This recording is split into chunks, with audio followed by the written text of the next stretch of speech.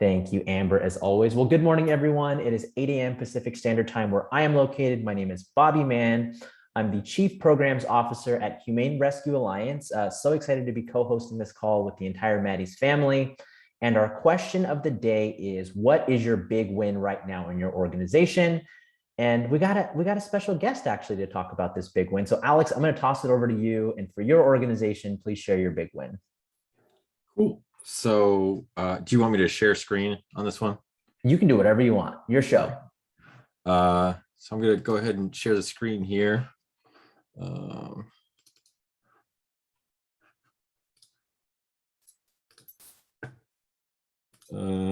It's not letting me because I'm technologically illiterate. All right, I'll just run with it. So our big win is we had a litter of rabbits. My first count was 7, and then I realized I should learn how to count, and it was 9. So 9 healthy babies. We have one from a litter we've successfully nursed. There's 11 in this litter. So we're up to like 23 babies right now, just babies popping out of everywhere. So you can't really see the litter that was born yesterday. They're still resting. But this is from the litter of 11 we've successfully nursed after the mom got sick, who we also successfully rehabilitated from a pretty debilitating illness. So lot of little wins. Lots and lots of little adorable wins. I love it. Tracy Hansen, I'd love to come over to you to share your win. Would you mind unmuting and telling also folks where you're from and what you do and sharing your win? Yeah, I'm from Ellie's Legacy Pet Rescue in Minnesota. And our kitty, I don't know if you can see in my background. Oh, wow. His name is Hans. He had a freak accident when he was a baby, so he will be getting his hind leg amputated next Monday. And our goal was to set for $1,000 for his medical care, and we've reached almost, at least over half of that in just a few days for his aftercare and pain meds and all that stuff. So we're pretty excited about that. That's amazing, Tracy. My initial dog dad reaction is going to be like, you got a wheelchair for his Hans legs, right? Not just his hind legs. Sorry, I had to do it, Lindsay. Don't shake your head at me. Danielle Bays, let's go over to you. What are you excited about? Share a win. I'm going to share that the state of Maryland banned declawing of cats recently, the second state. So that is going to help all sorts of cats, and shelters aren't going to be getting in those declawed cats that don't want to use the litter box.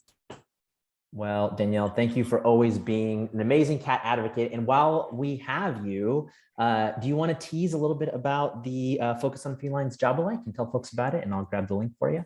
Yes, I would love to do that. The Focus on Felines work group has launched a feline job alike. So we had our first one last month, and our second one is going to be this week. It is on Thursday. It's 4 p.m. Eastern time, whatever that time zone conversion is, because we have trouble figuring that out in our group. And we're going to be talking about pathway planning for cats. Dr. Heather Kennedy is going to lead that discussion and share some great tips on how to evaluate the cats when they're coming into the shelter, not just from the cats, but also from the people who are bringing them in, and what you can learn from those people, not just what they say, but what they're doing. So it's going to be very, very informative and fascinating, and we would love to have more of you cat people join us. I love it, Danielle. And thank you for being such a hero in not only the cat space, but also in the HOS space. You've been such an advocate for collaboration. And folks, if you have not had an opportunity to join one of the job alike meetings, they're so much fun. You're learning from your colleagues and your peers, and it's a good way to meet people doing very similar work. Let's share one more win. Irene, let's go to you. Thank you. Well, good morning, everybody. One of my friends at our office space found a litter of kittens like in a hole at the mall across the street. Security said they hadn't seen parents for a long time, so she took them home. She's bottle feeding them. And I don't know if folks know, I love the site or Buy Nothing group on Facebook. Whatever everybody says about Facebook, I love the Buy Nothing group. And my friend reached out to see if I could find one of the kittens a home. She found homes for the other two. So somebody stepped up. We're going to do the transfer this weekend or this week. And I don't, if anyone has a Pet Food Express in their area, I learned that they have free kitten saver kits. They give away like a free bottle of milk formula, a syringe, a bottle, a flea comb. So I picked that up too for the new adopters. That is amazing. It looks like there are a lot of fans of the Buy Nothing Facebook group. So is this like one national one? Or are there like regional pockets? Tell us all about this magic, Irene. Yeah, it's just, it started out, I think, as this more like bigger movement, not that had to break up into, your local region.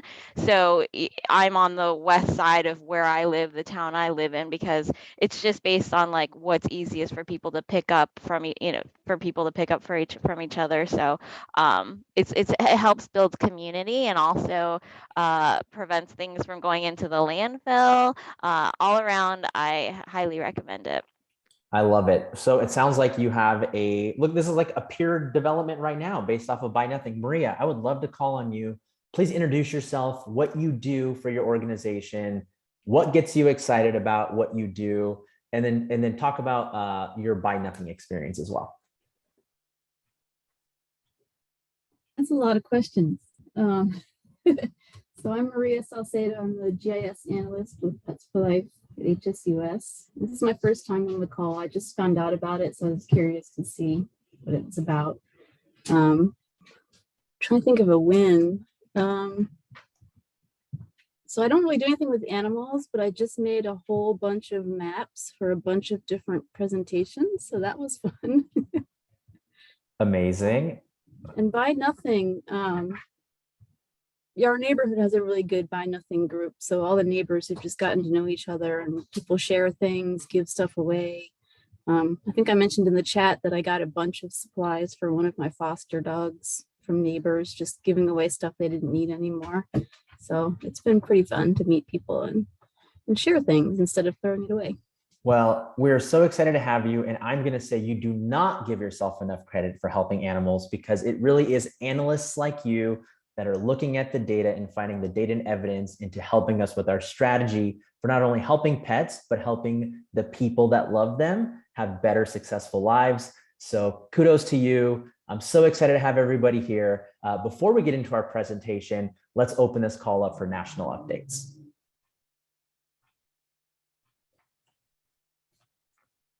Well, I will start them off because it is the first Monday in May. It is a new month for a chance to enter the Maddie's Community Conversation giveaways. I will drop that link in the chat and just remind your colleagues that every person at your organization can enter if they join online or view on demand. Thank you. Thanks, Irene. Are we giving away money next week? Yeah, we're going to do the drawing this week, and then next Monday we'll make the announcement. Yeah, I love it.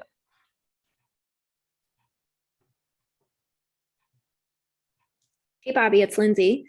I don't know who else from HSUS is on, but a huge shout out to everybody that came to Expo or watched virtual sessions at Expo.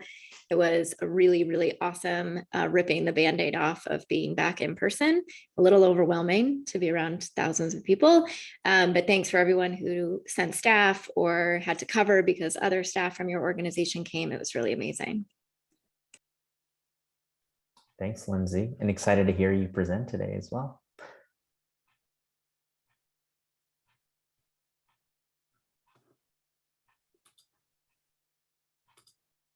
Hey, Sharon, would you like to unmute and ask your question? I think it's a very important question, and we still have about 3 minutes left. So over to you. Good morning, everybody. I'm just curious, the previous to Irene, the woman who spoke, said this was her first meeting, just found out about it. So it prompted me to think, being a marketing person, how did you find out about it? And how are others? How did anyone who joined this call, how did you first find out about it? We're curious because we want to invite more people. Feel free to unmute or put it in the chat.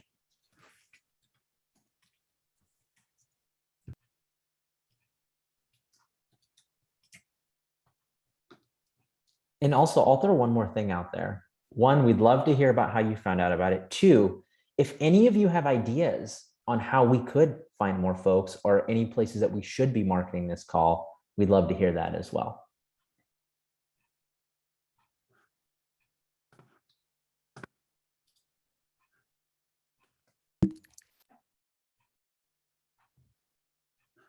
Had an ACO tell folks about it, lots of stumbling on it from the website. So shout out to Sharon and her SEO, search engine optimization, and all she does for marketing there.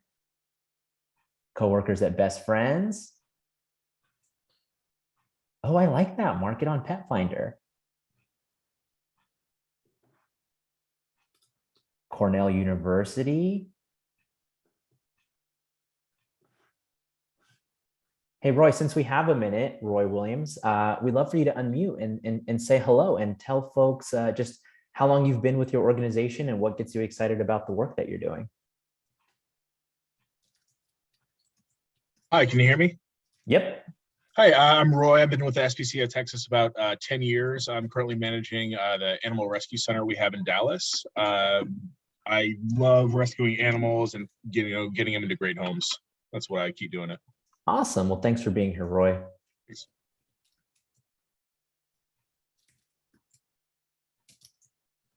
Great. Well, thanks, Sharon. So last call for national updates. We'll give it another minute.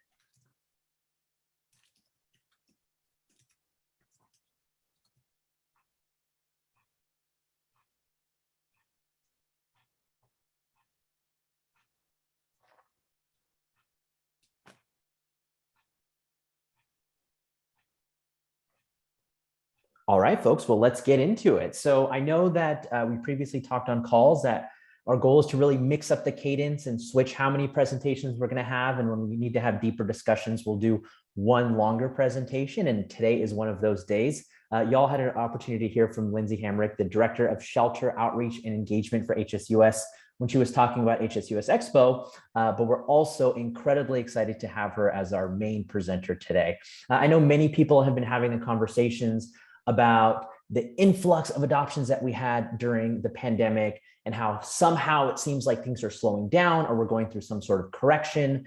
But what is better than someone having just one pet in their home? Getting more pets. So we have Lindsay here to talk about integrating shelter pets into homes with resident pets. So over to you, Lindsay. Thank you, Bobby. Yes, let's turn all of our adopters into people that have like 12 animals. That's the goal of the presentation. It's not how I thought about it coming in, but that's a good way to put it. Hi, everyone. Lindsay Hamrick, Director of Shelter Outreach with HSUS. My passion for this started probably 10 or 12 years ago. Before I worked for HSUS, I was a chief operating officer at a few of our shelters here in New England. And much like many of you, we were seeing a lot of animals come to us who, quote unquote, didn't get along with the resident pets or had never had experience with pets before. And then fast forward, and I had a few animals of my own that required, let's say, just a little bit of management and training to be able to live successfully with other animals. And I think that if we were just talking about a handful of shelter pets who were restricted from living with other animals, we wouldn't even need this conversation. We'd be able to find the volume of adopters that we needed for them. But I think that the number of animals that we are restricting far outweighs the available homes that don't have pets. So my goal for today is to just sort of make the case that we can't keep restricting everybody and how to actually do something about that in a safe way. And I want to be clear here that anything that I say in this presentation is stuff that I used to do. I have no judgment about the fact that we use restrictions in sheltering. It is very much a trauma-based response because many of us have had, whether in our own personal animals at home or whether it's shelter animals that we've placed in the past, we've had bad stuff happen. And so we try to control that from happening again. And restrictions have sort of become the default way to do that. So I'm hoping to empower you to think about which animals currently at your shelter might be able to find a new way, and do it in a safe enough way that our nervous systems don't completely freak out on us. So on the right is Kira. She was a golden retriever that I had for about 9 years. And even though she looks precious and perfect, as all golden retrievers do, she was super dog selective. She had barrier aggression.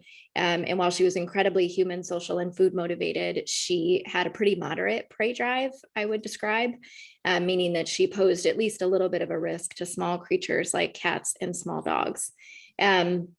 Jazz, who is next to her, was an 11-year-old cat when she was surrendered to the shelter because her mom had passed away. Jazz had never lived with other pets before. And for both of them, they very easily could have been animals who were restricted from living with other pets. And through a whole bunch of trial and error on my part, I figured out how to help them just essentially get so bored with each other that they weren't going to fight or chase each other or do crazy crap. And truly, if there was a thesis to this presentation, it's how to make pets be so incredibly bored of each other that they don't start crap with each other. So that's the thesis here. And so here's the issue. When we restrict, and this presentation is meant for both cats and dogs, but you'll hear me talk a little bit more about dogs because dogs in particular aren't living in a bubble, like they have to be outside of our homes and engaging in certain ways, but any of this applies to cats as well.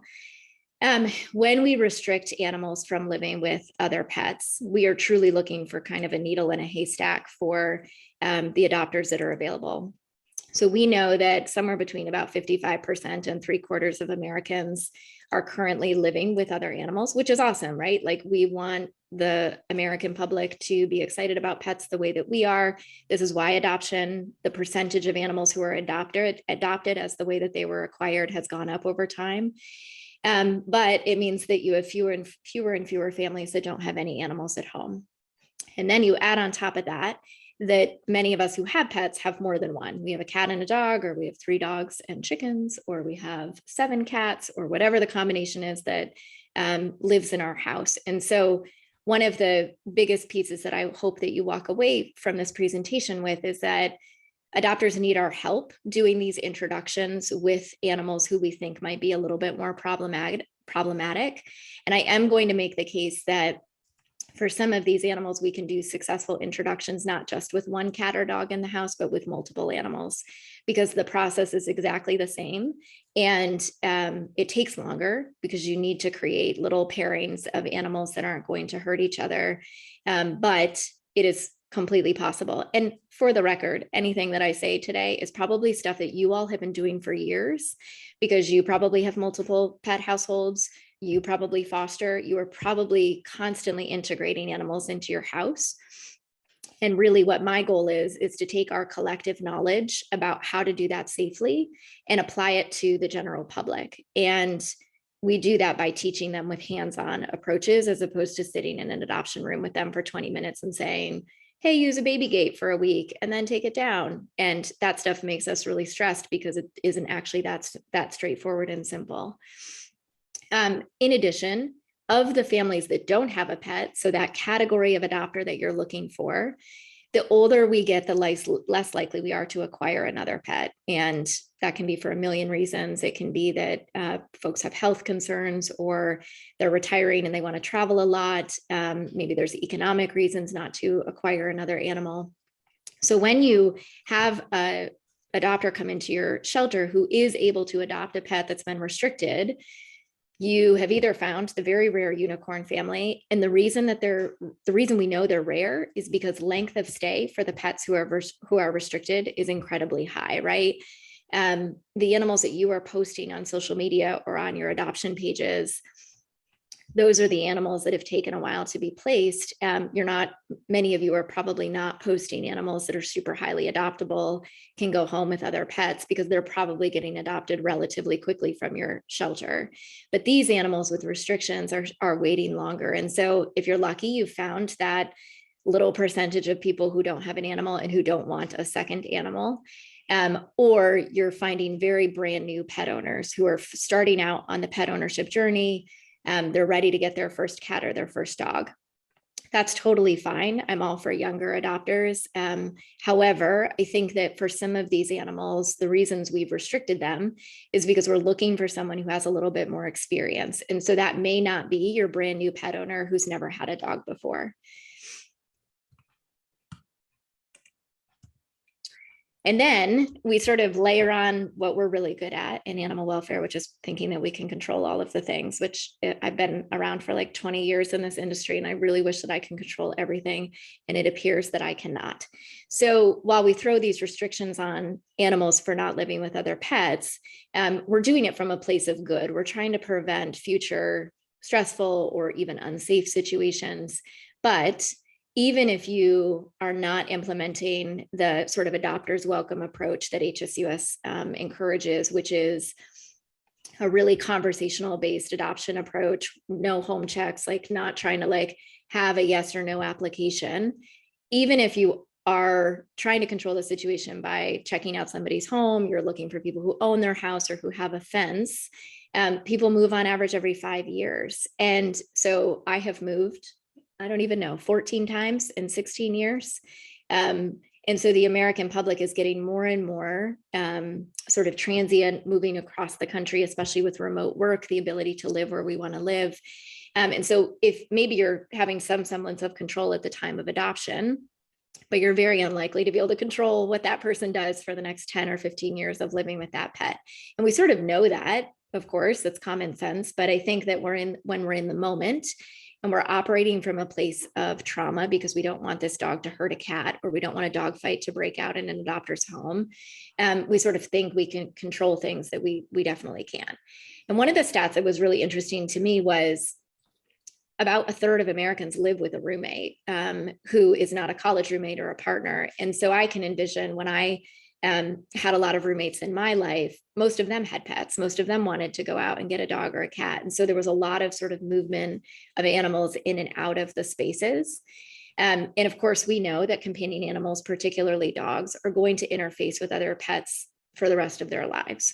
And I am going to argue this fourth bullet point that I don't have research to back up, but in my experience, the more of a bubble we have put an animal in where they have no experience being around other animals, I think that when management breaks down, when somebody's out walking their reactive dog and a loose dog is in the neighborhood, I think that there's more damage or more chaos that happens than if that animal had lived for a few years or 10 years with a pet in the home in a safe, sort of managed and controlled fashion. So by putting them in this bubble, I think that we're sort of robbing them of this ability to be, I don't even want to say socialized because it's not quite the right word, but desensitized to being around other animals and learning coping skills and how to remove themselves from situations where they're annoyed, et cetera. And one piece that I want to say here is of the animals that I'm advocating that we think differently about, I'm not advocating that we try to place or even should place animals who have a serious history of harming another animal or killing another animal. I'm going to give you some categories next of animals that I think we can sort of rethink on, but it's not that category of pets. So these are all the reasons that I think that we tend to restrict pets from living with other animals. Certainly if a dog or a cat is coming to you with a history, somebody's surrendering because of a history of injury between animals, I think that that's a critical piece of information, right? However, I do think that a number of animals are returned or surrendered because, quote unquote, they don't get along with the other animal in the house. So your ability to understand and ask the owner about what does that actually look like? Like, are they just annoyed? Are they just miserable because the dog keeps chasing the cat and the cat is frustrated and hiding under the bed? Like that might be a reason for those two individual animals not to live together anymore if there's not other opportunities to modify those behaviors. But it does not mean that that cat who comes into the shelter needs to go into an only home. It just means that the dog in the previous home was kind of an asshole. And there's probably a nice dog out there that this cat could live with. So we all know that animals are individuals. And what I want us to sort of think about is how can we look at each animal in our shelter look at why we've restricted them from living with other pets, and think about if we expanded the adopter pool and we provided some more resources to adopters, could we get away from those restrictions? Anything that happens in the shelter environment. So let's say that you take in a lost pet who isn't reunited with their family, and there's a dog fight in the shelter, or the dog seems really interested in the cats in the adoption room, which, just for the record, I'm sure you've heard this in other presentations, but the whole like trying to test prey drive in the shelter thing, in my experience, it doesn't work either way. So I have seen many a reactive shelter dog, usually an adolescent, young kind of idiot dog. I say that with love. I love the idiot dogs. They're not smart enough to get in my garbage. Who are tweaking out at the cage where the shelter cats are, which also totally stresses out your shelter cats, right? Who then go on to live beautifully with cats in the home. And I have had a dog, just speaking from my own professional trauma, I've had a dog who truly showed not even a remote interest in other animals at the shelter, who went home and about a week later killed a sleeping 18-year-old cat who was in a windowsill. So sleeping, meaning the cat wasn't even moving, should not have even triggered a prey drive response. And so I just lost faith in our ability to assess this in the shelter environment in both directions. And that then said to me, well, then we just need to be doing slow introductions regardless of what we think. We just need to have animals meet each other in a well thought out, managed and safe approach, with the ultimate goal that management won't be a long-term solution to the issues, because they'll just get so bored with each other that they do okay. Or we get to a point in the introduction phase where we don't think we can get rid of management, where that baby gate is what's making us feel like danger or an injury isn't happening, or a basket muzzle, we're just not comfortable taking it off. And then we have enough information to say, you know what, I actually think this animal could cause severe damage. And in this situation, we're either going to restrict this pet, or we're going to rethink what the adoptable environment looks like for him or her. I've also seen cats in particular who come in with behavioral challenges, litter box issues, that the owner believes is tied to the other pets in the home. Totally could be true. The owner, we need to take owner's input seriously here. However, litter box issues can be caused by a whole ton of things. And so can we work on, and especially for a cat who's been surrendered for this issue, they already have a little bit of a marketing PR issue. And so can we expand the adopter pool and then work with folks to do this introduction and see if that's truly what the reason was that they were surrendered. Any kind of reactivity, prey drive, resource guarding in the shelter environment. Again, I think that we need to safely see where this goes in the home environment, unless an animal's caused damage in the past to another pet. And then the last three, I think, are really interesting and are probably the low-hanging fruit here. So we get a lot of senior animals now, cats and dogs, and I almost always see the same bio, which is like, poor old Fluffy came to the shelter, and we all feel really bad for Fluffy because she's 13. And like, we would love for like this beautiful retirement home for her where she's never bothered by another pet. And I really think that we need to start rethinking where old animals should go. And it shouldn't be in our shelter for 6 months waiting for a home without other pets, right? Yes, I have had cranky old cats who are not particularly excited about living with my 3 dogs, but guess what? They're fine. Like, they will get over it. They're fine. Because really what they need to do is feel safe in the environment that they're in. And then I've also just seen like huskies can't live with cats or small dogs, or like this breed or perceived breed is an animal that we don't think is going to do well because they have a sort of breed stereotype of prey drive. And I think all of us know an individual of a breed of dog who doesn't present the way that their breed is supposed to present. We see that every day in our work. So I think there's lots of reasons here we restrict that we could probably be rethinking. And Bobby, I am not watching the chat, so if there's any pertinent questions as we go along, I'm happy to answer. This chat is lit, Lindsay. Oh, people are so excited about this conversation. I think if you want to touch on, actually, let's keep rolling. We can do questions at the end because there's just too much good content. Okay. So you are going to say to me, Lindsay, totally, we have way too many restricted pets. We want to be able to do behavioral assistance in an adopter's home. And also we might be able to do some of this on the front end where we help somebody with their animal issues in their original home so that the animal doesn't ever have to come to the shelter to begin with. We would love to do that. But we have no staff. We're completely in a staffing shortage. We don't have a behavior center. This scares the crap out of us because adopters don't always know what they're looking at in terms of body language, 100%. So I am going to ask you to be thinking about how your organization can shift resources from like trying to keep animals sane in your shelter environment where they have to be for months waiting for this kind of home, to a place where those resources are used in an adopter's home to help them with the introduction process. And I don't for a second want any of you to feel guilty that you can't like leave this presentation and start like introducing like 100 of your current shelter animals this way. Any good reallocation of resources or programming starts with like 1 or 2 animals that have been on your adoption floor where you think that with a little extra support, they might be able to go into a home with other pets. So don't let perfection be the enemy of good here. Start super small, because what I really don't want to have happen is you take an animal who you've been really nervous about, you try this, but you can't quite put all of the time into it that you wish you could. Something bad happens, you get traumatized again, and then you start the restriction process all over again. I want at least the first like dozen experiences to go as perfectly as possible. So start small. And so this is what it looks like. First of all, there's a lot you can do in the shelter environment that sets a dog in particular up for a really awesome introduction process when they finally have to meet either another dog or a cat in the resident home. So you've heard a lot about behavior tracking, how to be objective about it. That could be a whole like week-long series. But at the least, just remove policies that say that pets who didn't get along with one animal can't live with any animals unless there was actual damage that was done. And of course, huge proponent of asking your veterinarians in your network, whoever you're using in your community, about whether medications might be able to take some of the edge off so that it's not this like total combustion of behavior when you're trying to find out what's going on with this dog in the shelter.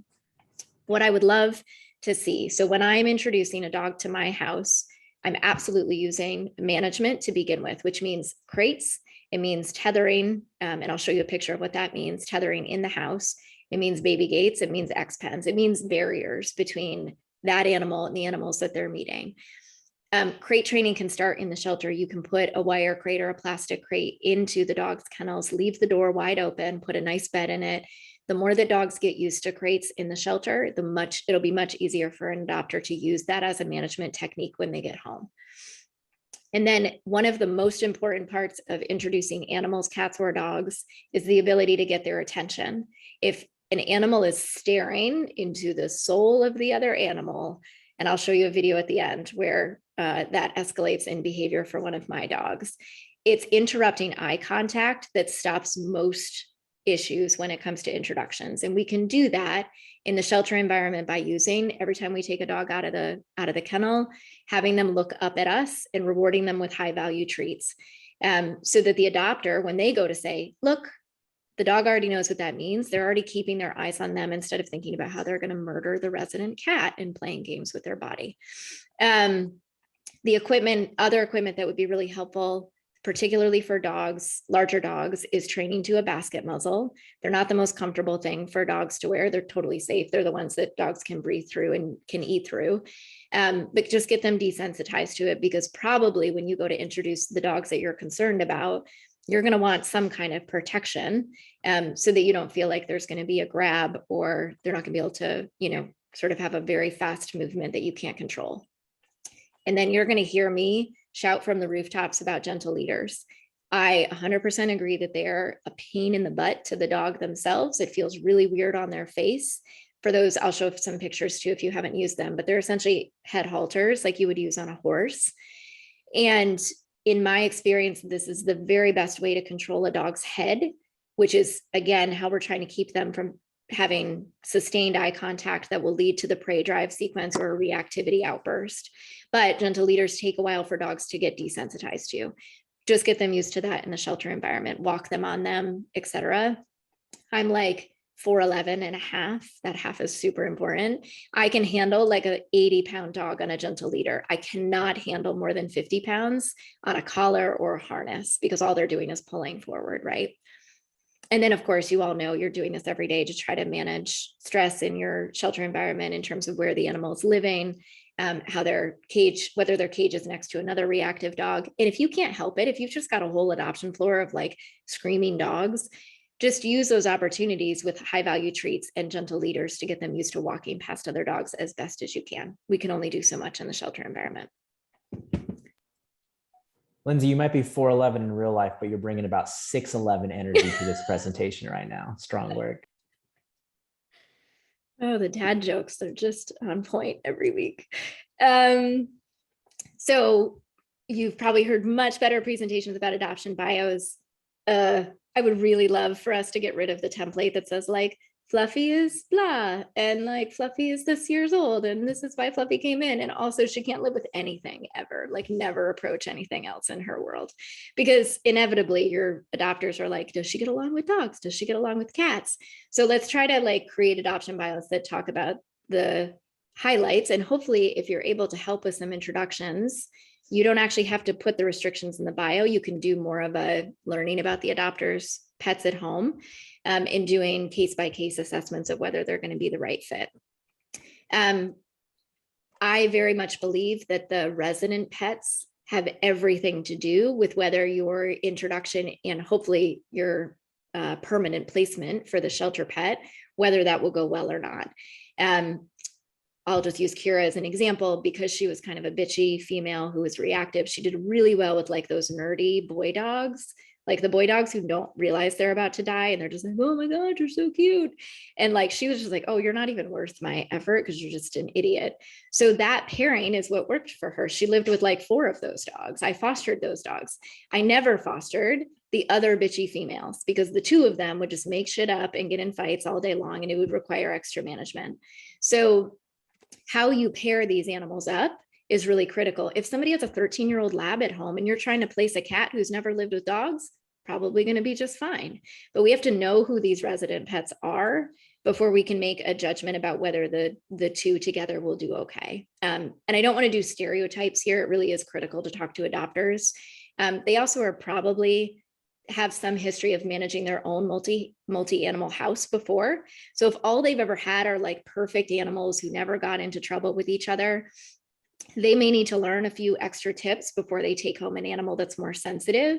But if they've dealt with like 2 dogs who used to fight over bones and you're just trying to figure out if this sort of nutty adolescent dog in your shelter will even have any issues with dogs, that actually might in the long run, once that dog is comfortable, may actually be easier than the 2 dogs they used to manage before. So find out what their experience is and frankly, what their tolerance is. I don't know about you all, but I've dealt with enough behavior issues in my house that the older I get, the less I want to do that. But there are some people, I don't know why, but there are some people who are like, I know how to do this, so I would do it again. And then you have this amazing adopter who's come forward and he or she or they have like another dog or a cat in the house. And you're trying to figure out what can we do before we actually get this shelter animal into the home. So I think that introductions at the shelter, if that's the only thing that you can do to get like a little bit of a gauge of how these 2 dogs are going to do together, maybe it's helpful. I also think it can show you completely the wrong stuff because that shelter dog has probably been at your shelter a while, has been used to cortisol levels that are pretty high. When they come out to the yard, it's always like a lot of energy. And so if at all possible, try to choose a different offsite neutral space for these dogs in particular. I'm not saying for all the dogs in your care. I am going to continue to emphasize the need for exercise through this entire process. If dogs are bored and they have all this pent up energy because they haven't had an outlet or enough of an outlet in the shelter environment or even at home, the more exhausted they are, the less likely they're going to have energy to start crap with each other. So before the adopter brings their resident dog, ask them to do more than they usually do. So if they usually just take their dog for a regular walk, ask them to do like a 1.5 hour like sniff fest where the dog gets to choose where he goes. He chooses whatever he wants to smell. He gets a brain toy in the morning. Same thing for the shelter dog, do something different than you've done before. And this is where volunteer help can really come in. And that way, when you actually come in to gauge a little bit about how the two dogs might do, the dogs are a little bit more exhausted and not quite so pent up. Now, this first introduction is not nose to nose. This is like maybe 50 feet from each other in a park where you're like, hi, or you're on your cell phone because you're so far away from the person that you have to like talk about what's happening next. You want to be far enough away from each other that you're not eliciting reactive responses. If you are getting reactive responses, you're too close for this initial introduction, or the session has gone on too long. Like, this is not the time to have like 30 minutes of conversation. This is like maybe 5 minutes of the two dogs like seeing each other across a yard, getting lots of treats and positive reinforcement for not engaging. And if that's not going well, then you back up, you end the session early, you start again. Now, if this doesn't go terribly, you might be able to go into the next phase that I'll walk you through, or the adopter and you might say, you know what, let's do this again in 2 days. Let's come back in a couple of days. And I know that this sounds like extra work, you guys, but the alternative is that our animals are waiting in the shelter for just as much time. So we can spend the time caring for them every day, or we can spend the time trying to figure out how to do these introductions in a way that helps them get used to each other and board. And parallel walking, I think most of you know what that is, but it's where each dog has a handler. You are as far away from each other as you need to be without any reactivity. And you're literally just walking down either a quiet road or some space that you have enough room in a parallel fashion. The dogs are not meeting, they're just kind of walking next to each other. Okay, so here's the tofu of the presentation. And I'm gonna go through this kind of fast. I also have a handout for you, and I'm gonna share this presentation. I hope I said that in the beginning. So this is what in-home introductions look like for me. Think about it as like stage 1 is like that really annoying boss you had that micromanaged everything that you did. And phase 4 is like the boss leaves you alone and lets you do your job. Phase 1 is the safe room thing. You all tend to counsel this already for cats, like put the cat in a bedroom or a bathroom. Awesome, keep doing that. The same can apply to a shelter dog, particularly if they're already used to a crate, or if there's a way to set up the house where there is a truly separated area for that shelter dog to be. These 4 phases can happen in 48 hours. I've introduced animals that quickly in my house. I would say the longest it has ever taken me for a reactive dog and a fearful cat, which is a hard combination, is about 6 weeks. So these 4 phases, it really depends on the animals who are in the home. This is the part that's going to scare you, because you're going to be like, okay, Lindsay, you want us to send like the adolescent reactive dog home to the adopter and tell them not to let the dog meet their resident pets. And we have to trust the adopter not to let that happen. And you're right. And I'm going to show you how to support the adopter in maintaining that so that everybody stays safe. The second phase is your controlling interactions. You're doing essentially what you did with the dog intro in the last slide, where there's 2 handlers or somebody from the shelter who's in the home with the person helping with either the dog meeting the cat for the first time or the dog meeting the other dog, or 2 cats. So this is phase 2, I think, is where the bulk of our resources need to shift, because this is a tricky one where you're managing the actual introduction. And then the third one is things are going pretty well. You don't need quite as much management in the house, but you're watching. So if the owner is distracted, if they're cooking dinner, if they have to go out and run an errand, everybody goes back to being in their own space. But if they're supervising and they've got a plan, then they can sort of intervene if things are looking a little sketchy, or let things be if they're not. And then phase 4 is the goal, that there is no management. I set a goal for myself years ago that I needed to be able to walk out of my house, not put a baby gate up, not put an X-pen up, and not worry when I was away that something would happen. And so that's the goal. If you cannot get to phase 4 and the adopter says to you, I can't manage this for the rest of my life, that's a totally appropriate reaction. I mean, now you have enough information about the animal to know for sure what kind of home they may need. So this is where I think that the shelter can really support folks. That day that they bring particularly for dogs, that they bring the reactive dog home, this is where I think we can do a lot of good. So asking about the adopter setup and going to their house to walk through and say, this would be a perfect safe room. I'm going to set up the baby gate right here. I'm going to help you install a tie down into your baseboard in the living room because you're going to need that later. making sure that they have all the equipment that they're going to need for the introduction. And also, this is not a home check. We're not fans of home checks. It's super invasive. This is like what the professional dog training community would be doing. So picture yourselves as a professional private dog trainer who's gotten a call about 2 animals not getting along in the home. What would they do first? They would go to the home and check out what the setup is, and then provide the management that's needed to sort of bring the cortisol levels down, make sure that the environment is safe. And so I would advocate that at least a volunteer goes with the owner the first time the shelter pet goes home and gets them set up in the safe area for them. Probably even takes them for a really long walk before they do that, so that that first night that the shelter pet is home, they're not like howling and screaming from the home, which is not a great first night. And then this first couple of weeks, I think keeping that shelter animal exercised is one of the hardest parts for adopters, because I think the reason we rush the introduction between the resident pets and the shelter dog is because we feel bad that the animal is in a safe room and that they're not getting the exercise and enrichment that they need. Well, you all have amazing volunteers who have been walking these dogs for months. Just assign a volunteer to be sort of that dog's ambassador. If I knew that someone was going to come to my house a few days a week and take the shelter dog for a hike, and then when they came home, they were tired and we could work on an introduction together with parallel walks, it would change the game for people who live by themselves or just don't have the animal handling skills that the rest of us do. You can also just drop off enrichment stuff for adopters, make sure that they have what they need to keep the shelter pet sane during that period of time where they're in a safe room. And then when you're ready to do that phase 2 and phase 3, where animals are actually physically meeting, there's a lot to be said about video footage. I'm asking you to actually go into the adopter's home a handful of times. I realize that that is time intensive. There are times where you can back up a little bit, have them text you a video of what they're seeing between the baby gate, so that you can read the animal's body language and the adopter doesn't have to try to interpret it themselves. This is exactly what private dog trainers do all the time. They have their clients message them with the behaviors they're seeing, and then they give consults over the phone. And then if things aren't going well, if you're like, oh gosh, I see what you're seeing, and I'm a little worried about him finally meeting that cat, either go back to help with that introduction with a basket muzzle on the dog, or talk about whether this looks like it might be a good match and whether the animal would need to come back.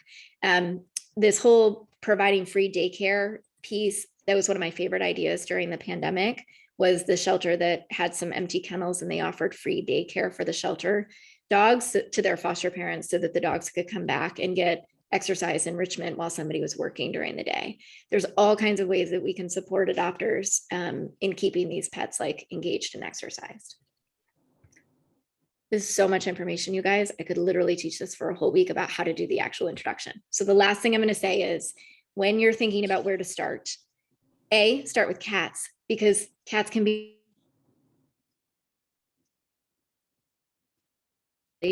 as your bigger dogs who need like a gentle leader on and a basket muzzle and the whole thing. Bobby, did I freeze? Just for a second. So if you want to just start at the top of that slide, that'd be great. Okay. Cats are easier because they can be in a safe room and you just need a baby gate. So if you have cats that are restricted on your adoption floor, please think about introducing them into homes with either other cats or other dogs. And of course, animals who have lived successfully with other animals in the past, like if they have a history of success, then let's not have them restricted.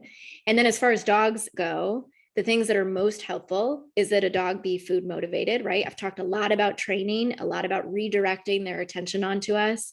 It is difficult to do that with a large dog who does not care about you. Not saying they shouldn't be adopted. They're just harder to do with this process. And young animals in particular, they're going to have like 10 or 15 years of life where living with another pet in a safe environment is going to give them incredible skills to live in our world. Whereas sending home an 18-month-old dog who's never going to live with another pet puts them in a bubble that I think causes some risks in the future. And if you're thinking to me, this sounds like a lot of money and time, you're right. However, I think it's going to be cheaper than us taking care of those animals for months on end in our shelters, waiting for someone to come along who doesn't have other pets. So if you're trying to sell something like this to your leadership, just calculate your daily care costs by how long your average length of stay is for the pets that are restricted in your shelter. Whether you could pay a professional trainer to help with some of this, whether you have some really experienced volunteers who could lead on this, Or maybe there's one staff person who's really good at integrating animals and this becomes part of what they're doing and you pay for some of their other duties to be done by somebody else. Was that the fastest that I have ever spoken? Well, that was amazing. You want to go to Q&A, Lindsay? Yeah, I do. And yes, I do. I have some videos, but I would love your questions. Well, I mean, to me, I just want to point out a couple things that really resonated with me. One, I think that the relationship with adopted pets doesn't end at the moment the adoption contract is signed. I think this whole concept of a case management approach and supporting people post-adoption not only helps those pets stay in their homes, it really helps build a relationship with that adopter, which hopefully then could turn into a volunteer, which hopefully then could turn into a potential donor, which then turns into that really cool COVID buzzword that we keep talking about, which is sustainability, right? Dr. Carly, I saw you chatting it up in the chat. I'd love to get your thoughts on this. Hey there. Yeah, I echo everything you just said. You just summed it up in a perfect package. But yeah, this was a great presentation, Lindsay. I think that anybody working in adoptions should definitely be aware of this presentation. The step-by-step process is wonderful how you set it up. And those are the ways that I have processed adoptions in the past. So thank you so much for this presentation. I think, again, this should be shared pretty widely. I didn't even pay you to say that. Thank you. You did not pay me. I love the collaboration. Kelly Dewar, may I come to you? I really appreciated the comments that you put in the chat. I'd love to get your thoughts as well. Yes. So sorry. So my question is for the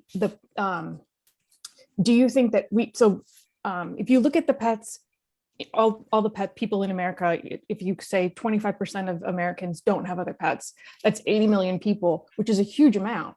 So do you think that it may be possible that also our marketing has something to do with the fact that we have trouble placing pets who can't be with other pets? Yeah, I mean, I think the data isn't clear on how much of the 25% of people never want pets. I mean, there is some weird portion of Americans who don't want animals.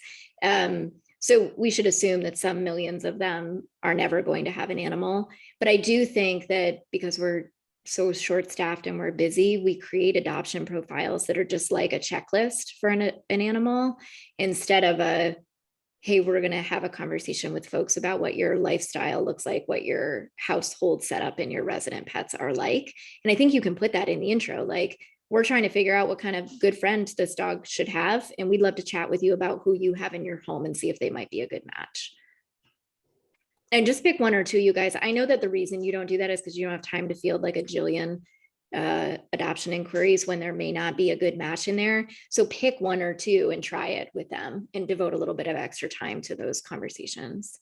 Thanks, Lindsay. I was going to go back to Dr. Carly for another thought, but something else I wanted to mention. Kelly Dewar has been my guru related to anything related to foster and foster marketing. So Kelly, if you don't mind putting some of your presentations in the chat as well. I see a lot of folks are going to be sharing this presentation with their staff, and I would highly recommend sharing some of Kelly's as well. Thanks. So I just wanted to note that this presentation really represents what some research that Dr. Segerson and I have done looking at behavior programming across the country and noting that in our results, we're seeing more in-shelter support than out-of-shelter support. So I really like the approach, especially with incorporating volunteers, getting them trained up, and that post-adoption support and community support in general, because our data shows that there are programs like that and in shelters, but also that the majority of them noted that they need improvement in their programming. So I think this presentation, again, supports some of the research that Dr. Segerson and I have recently conducted. And thank you again. That's all. Thanks, Dr. Carly. Lindsay, I think we would absolutely have time to watch one of your videos if you wanted to pull one up. The one other thing that I would mention as Lindsay is prompting that up is I know we also often think like, how do we even know the adopters or fosters that need help? There's just so many people. We can't call everyone. We don't have the opportunity or the bandwidth to do that. There are so many ways, folks, that you can automate these touch points within your shelter softwares. Whether you're using Postmaster jobs through Chameleon, other things, you can set up really basic surveys to say, hey, 3 days after a pet goes home, send an automated survey that just checks on how a pet is doing. Don't have it be really long questions that people fill out where you have to actually read all of them. Make them 1 through 10. And if someone is struggling and they're a 1 to 5, those are the folks that you reach out to. If they're a 7 and up, those are the folks that you reach out to and tell them to leave you a review on Yelp or Google, because you also want to make sure that you're increasing your brand awareness online. Lindsay, back to you. So real quick, KK is the black and white cat. He was 11 years old when I adopted him. He was returned to the shelter for not getting along with the resident dog. I don't know what that meant. The shelter wasn't quite sure what that meant. The video I'm going to start with, he has spent 2 or 3 days in my foster room, also known as a bedroom, but for me, it's foster room. And Finn, with the gentle leader on, in the other videos, he is my senior dog who has what I would consider moderate prey drive. He's killed some robins, awkward. And he would murder a chipmunk if he actually could catch one when we were hiking. So he's got decent prey drive. So this is phase 2, where I've moved KK out of the safe room and he's in my office where I'm sitting right now. I've got an X pen as a barrier, and you're going to see that that was a good plan on my part. So KK is super shy. He was not a really confident cat, which does make it a little bit more difficult. Finn, who's laying on a pee pad because he's a weird dog, is watching KK. And I want you to watch Finn's ears here. And even for me, as I'm trying to videotape, I'm not watching closely enough. And you'll see at the end of the video that Finn decides to have a good time. Oh, and so these 2 dogs do not have prey drive in the back. They are sound asleep. They could care less that this cat exists. See, his ears are coming forward. I should have interrupted here. Lindsay, currently we just see the list of all of the videos. So maybe you're showing it on a separate screen. I sure am.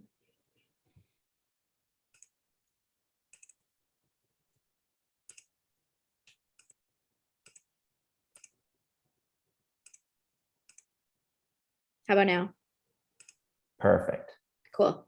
Okay, so watch Finn on the pee pad and his ears are coming forward. I'll show you where I should have interrupted him with treats. And I would have tossed treats behind Finn if I had caught this early enough, but I was staring at my phone. And KK is like, what is happening? And then,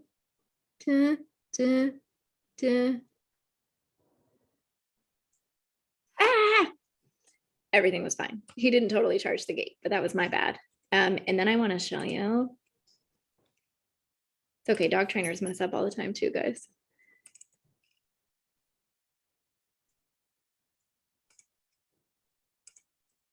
And then this is just a couple of days later. We've done a bunch of those sessions where I was better at doing what I just told you to do. And I actually did it myself. And so this is in the room. They're now able to share space. Don't mind all the clutter. And so Finn can now watch KK move around, something that should elicit a prey drive response without moving. And that's because of lots of treats that he got.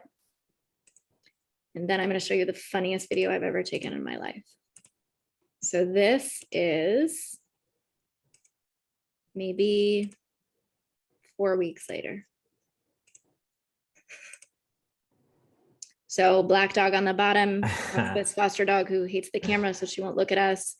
Finn has learned to be bored, and then Nova, who's the tan pit bull, who has truly zero prey drive, but she knows that the cat is annoyed at life, so she's trying to keep her space on the side of the couch. She's like, "I'm not looking at you. I'm not looking at you." And the cat is like. I'm going to give a shout out to Peter Wolf, Lindsay, because at the beginning of this, he said the presentation should actually be titled "How to Teach Your Pets How to Be Furniture for Other Pets." And I think you have this is the master class of that. This is amazing. So KK is not happy, you guys. Like he absolutely would have loved to live in a house with other pets, but he's also fine. And he lived here for a few years before he passed away. And I think that was a much better option for him than waiting in the shelter forever. I'm gonna end on that adorable video of couch potatoes.